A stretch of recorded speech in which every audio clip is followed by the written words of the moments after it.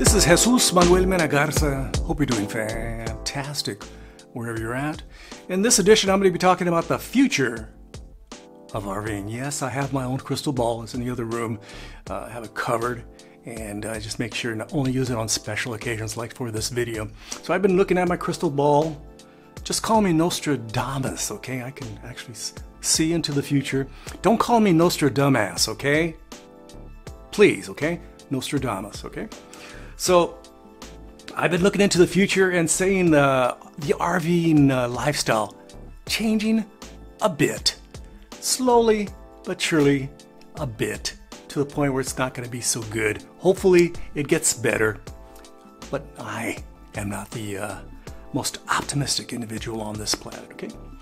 So right now, as you very well know, there's been fires in the Eastern Sierras, flooding in Kentucky, the list goes on, flooding here, fires there, high heat, etc., etc. And they project, according to various news sources, that the heat index in many parts of the United States in 25 years will be up to about 125 degrees.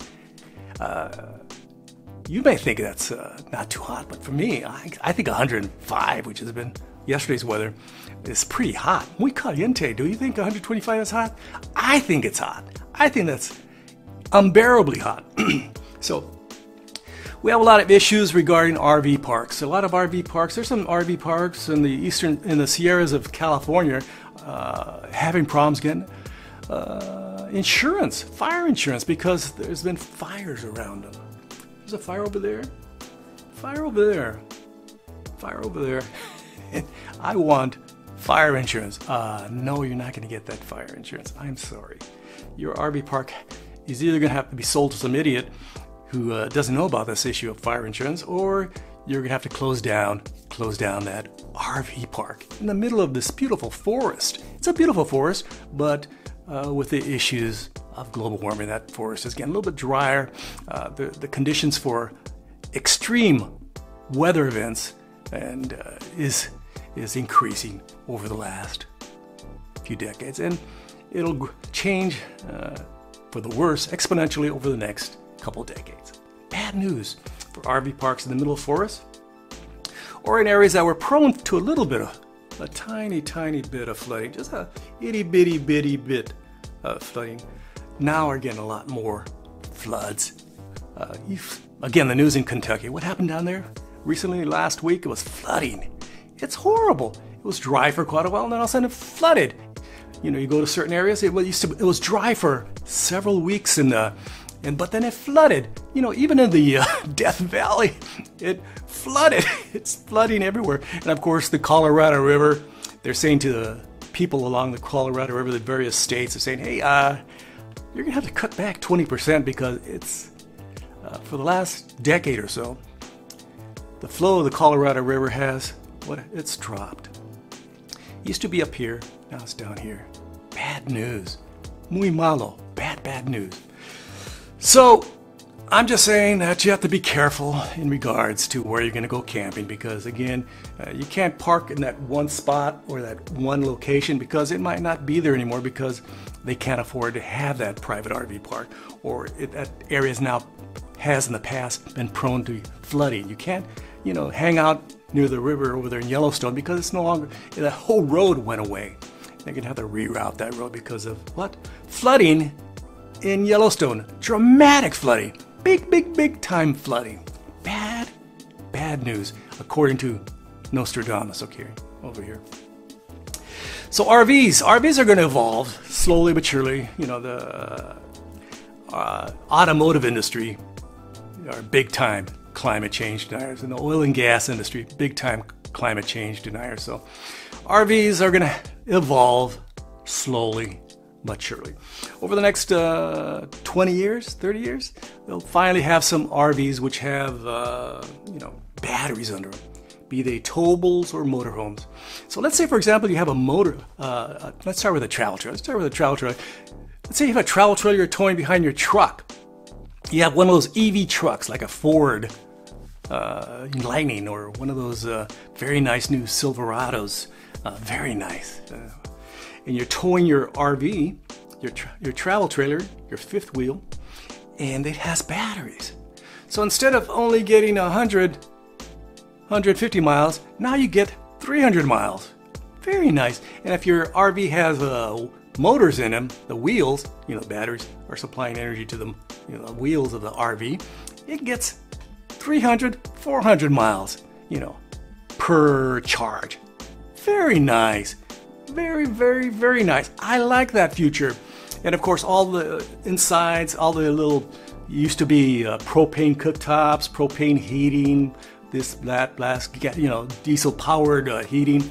That's adios. That's gone. It's now being replaced by electric, clean electric heat, clean electric air conditioning, clean electric power, of course the lights, of course, etc., etc. So what do you think of that? Do you like that idea? Also for, of course, class A, B, C, B+, etc. You got replacing that ICE engine, an internal combustion engine is replaced by a what?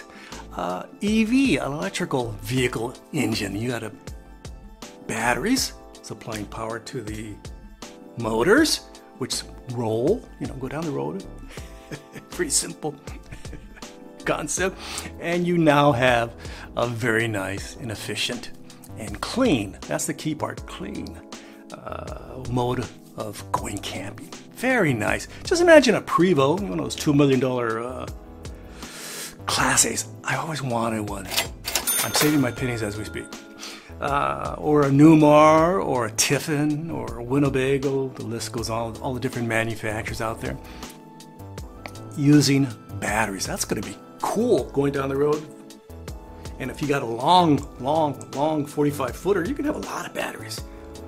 Mucho batteries. And of course, if you make your Class B, A, C, B+, etc. Lighter and more efficient in their design, more aerodynamic, very nice. You could have a very nice way to get from point A to point B to go camping. So that's my take on things. There's a lot of things happening in this EV space, in this RVing space. This is just my thoughts. Of course, your thoughts may vary. You may say, hey, Jesus, how are you going to power all this electricity? You're going to have to burn some coal. You're going to have to burn some natural gas.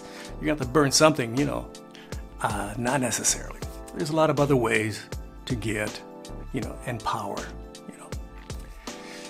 our infrastructure. And of course, you might still want to use a little bit of natural gas, maybe for the next few decades. Maybe a great majority will be wind, solar, or some newfound methodology of producing energy. Who knows? There's a lot of incredibly intelligent people out there as compared to me. I'm just Nostradamus, or as you may want to call me, and please don't call me Nostradamus, okay? From Fort Worth, Texas, this has been Jesus Manuel Garza. What are your thoughts on this subject? Just leave them below. Tell me what you think. This is going to take decades. It's not going to happen overnight. We didn't get ourselves in this predicament of global warming overnight. It's been happening over the last 50 years. A lot of the folks in the oil and gas and automotive lobby saying, there's no problems. Avert your eyes. There's nothing going on. And they paying off all the politicians, say, hey, support us and we'll support you.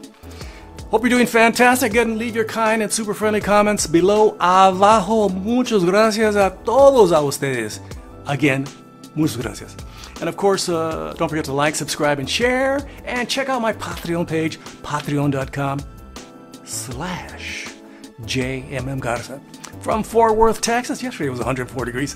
I can't imagine it being in 25 years we having a heat index of 125. That's absolutely crazy. That's insane. I don't look forward to it if I'm still around. Again, where am I at? I'm in Fort Worth, Texas. Gracias. Adios. Bye-bye.